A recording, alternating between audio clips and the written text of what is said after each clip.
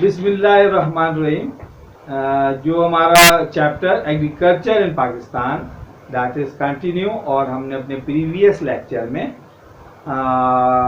जो हमारी agriculture products हैं और जो एग्रीकल्चर की प्रोसीजर हैं, सीज़न हैं और कितनी टाइप की क्रॉप्स होती हैं, कितने जो है वो एग्रीकल्चर सीज़न होते हैं, उसको हमने डिस्कस किया था। और इसके बाद हमने one by one cash crop को डिस्कस किया था, जो कि पाकिस्तान में जो एग्रीकल्चर क्रॉप्स होती हैं और वो हमारे किन किन इस्तेमाल में, किस यूजेज में आती हैं, कितना हमारे इंटेक्ट करते हैं और क्या क्या वैरायटीज की वो एग्रीकल्चर प्रोडक्ट्स होती हैं।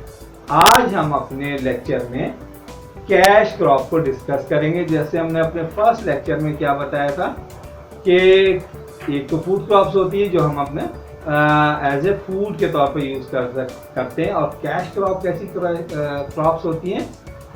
कैश क्रॉप्स वो क्रॉप्स होती हैं जो हम एज ए डायरेक्टली अपने फूड के लिए यूज नहीं करते, और बट वो क्रॉप्स हमें बहुत ज़्यादा रेवेन्यू जो है वो अर्न करने में मदद देती हैं। इसीलिए पाकिस्तान में जो बहुत ज़्यादा एग्रीकल्चर क्रॉप पे फोकस किया जाता है वो कैश क्रॉप यानी वीट और राइस के बाद जो है फूड क्रॉप जो है वीट और राइस के बाद जो है इन कैश क्रॉप पे बहुत ज़्यादा फोकस किया जाता है, क्योंकि ये डायरेक्टली जो है कैश जो है वो जनरेट करती है पाकिस्तान इकोनॉमी के लिए और जॉब बहुत ज़्यादा क्रिएट करती है। जो हमारी पहली कैश क्रॉप है दैट इज कॉटन।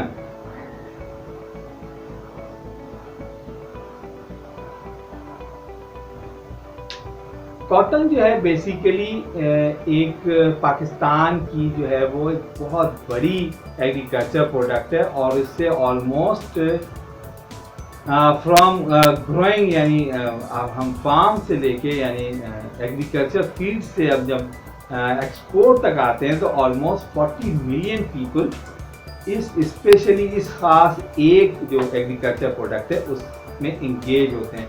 यानी ये कॉटन जो है हमारी एक एग्रीकल्चर प्रोडक्ट है, बट बहुत ज़्यादा जॉब्स को सपोर्ट कर रही होती है डायरेक्टली और इनडायरेक्टली। वाइल ये हमारी डोमेस्टिक जो है वो प्रोडक्शन, डोमेस्टिक रिक्वायरमेंट को पूरा करती है और बहुत ज़्यादा जो है हमें रेवेन्यू जनरेट यानी फॉरेन एक्सचेंज को जनरेट करती है पाकिस्तान के लिए। तो कॉटन जो है एक बहुत ही इम्पोर्टेंट हमारी एग्रीकल्चर प्रोडक्ट है। ओके, कॉटन जो है किन एरियाज में होती है, क्या क्लाइमेट उसको रिक्वायर्ड होता है। तो कॉटन को वार्म और मॉडरेट रेनफॉल का क्लाइमेट जो है रिक्वायर्ड होता है, जो कि पाकिस्तान का स्पेशली जो सदर्न पंजाब है वो एरिया बहुत ही सुटेबल एरिया है फॉर कॉटन प्रोडक्शन, और सिंध में इसकी प्रोडक्शन होती है। तो दो एरियाज ऑलमोस्ट पाकिस्तान के जो है वो कॉटन प्रोडक्शन के लिए बहुत ही फेवरेट हैं। और इस कॉटन की जो है पाकिस्तान में इतनी बड़ी, क्योंकि जैसा मैंने बताया था कि सबसे मेन जो एग्रीकल्चर क्रॉप है वो कॉटन है, और पाकिस्तान की इकोनॉमी का एक बहुत बड़ा जो पोर्शन है वो कॉटन और इसकी जो प्रोडक्ट्स हैं वो कवर किया है इस कॉटन ने, और 40 मिलियन के करीब जो है वो जॉब्स क्रिएट करती है। कॉटन की प्रोडक्शन जैसे मैं इतना बता रहा हूँ कि इतनी बड़ी मेन क्रॉप्स है, इतना इम्पोर्टेंट रोल प्ले करती है पाकिस्तान की इकोनॉमी में। तो इसकी प्रोडक्शन जो है वो 13 मिलियन बेल्स होती है। इससे पहले हमने राइस और वीट और डिफरेंट जो प्रोडक्ट थी उसमें हमने टन का हिसाब बताया था, बट यहाँ पे मैं क्या बता रहा हूँ कि 13 मिलियन बेल्स प्रोड्यूस होती है। 13 मिलियन बेल्स क्या होता है, पूरा एक बंडल होता है जो कॉटन का बहुत ही हाई प्रेशराइज करके एक बंडल बनाया जाता है। उस बंडल का वेट यानी उस बेल का वेट क्या होता है 170 केजी, यानी 170 केजी की एक बेल होती है। और वो एक बेल कितनी बेल्स प्रोड्यूस करता है पाकिस्तान 13 मिलियन।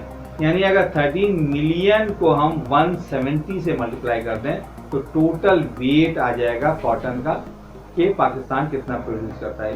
यानी कि अगर हम फार्म हाउस से जिनिंग यानी जब उसको लगाते हैं, उसकी क्रॉप्स, उसकी कॉटन को हम एक्सट्रैक्ट करते हैं उसके ट्री से, तो उसको हम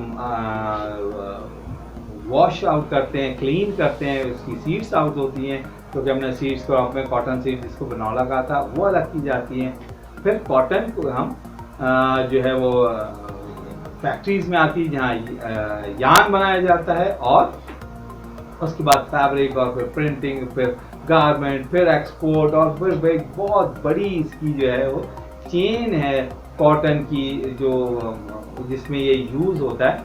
और क्योंकि कॉटन से हम यार्न और फैब्रिक बनाते हैं तो ऑब्वियसली ये हमारी लाइफ का एक बहुत इम्पोर्टेंट पार्ट बन जाता है।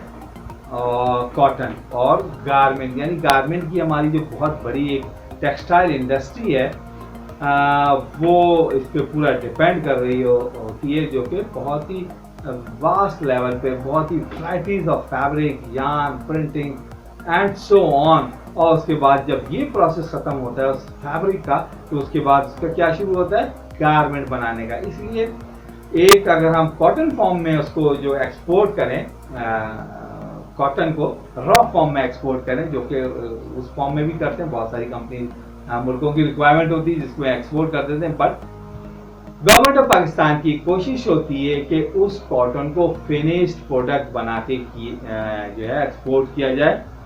क्योंकि जब उस एक कॉटन, या हम यूं आपको बता सकता हूं कि अगर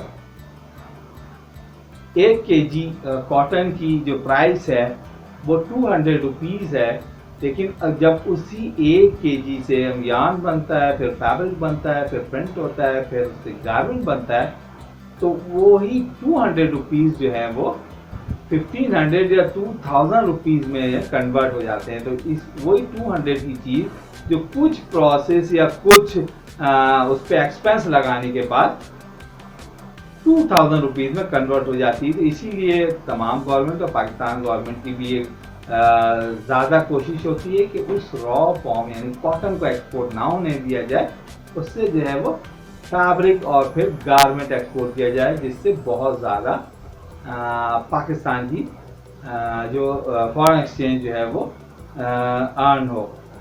और कॉटन जो है वो पाकिस्तान की एक जो ब्रांड है, पाकिस्तान का कॉटन जो एक ब्रांड है, यानी पूरी दुनिया में पहचाना जाता है कि पाकिस्तान का जो कॉटन है one of the best cotton in the world है।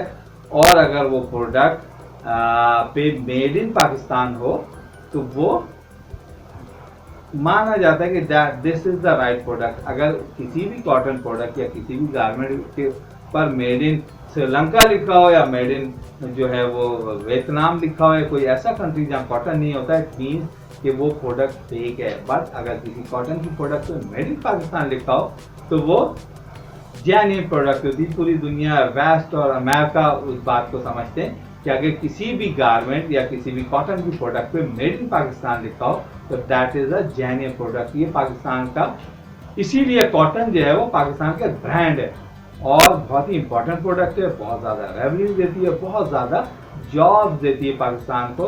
तो ऑन द होल अगर हम देखा जाए तो कॉटन जो है पाकिस्तान के लिए सबसे जो इम्पोर्टेंट जो एग्रीकल्चर प्रोडक्ट है और वो कैश क्रॉप है, that is cotton.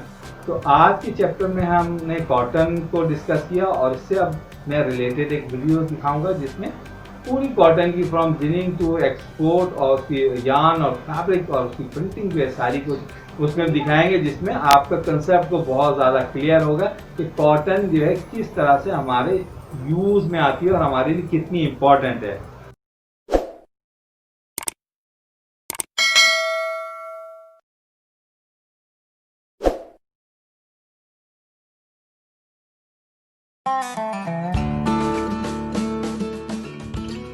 This snow white field of cotton, grown by Kent Goyen near Pratt, Kansas, is ready to harvest in the fall. The cotton grows inside of bowls and is harvested by a stripper which has brushes that grab the bowl off the plant and dumps all the contents into a basket. A buggy pulls alongside the stripper, the basket dumps the cotton, and the buggy takes it to the stomper. The stomper packs the cotton into bread loaf-looking stacks called modules. A special truck picks the module up off the ground and takes it to the cotton gin. A new machine on the market eliminates the need for the buggy and stomper and makes a round module right on the back of the stripper.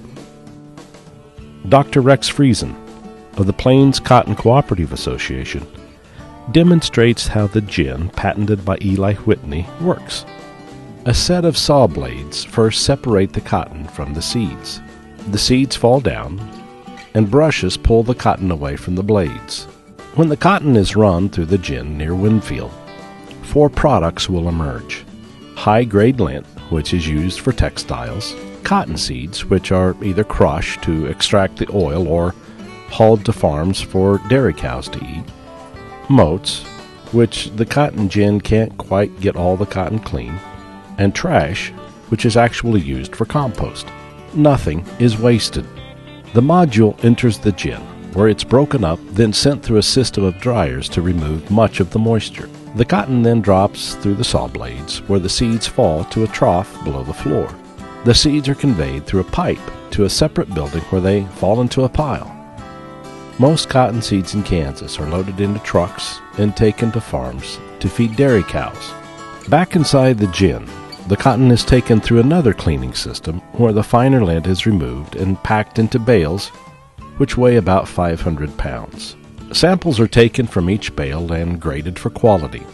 The bales are then sent to a warehouse in Liberal, then shipped all over the world.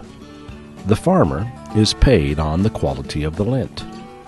The motes are run through a separate series of machines and are also made into bales. Motes are a low-grade cotton and used by the bedding and automotive industry for batting, as well as everyday items like mops and Q-tips. The trash that is left over is used for compost. In a series of just a few minutes, the gin has taken the raw cotton and produced seeds, motes, compost, and lint. Cotton, another great crop, brought to you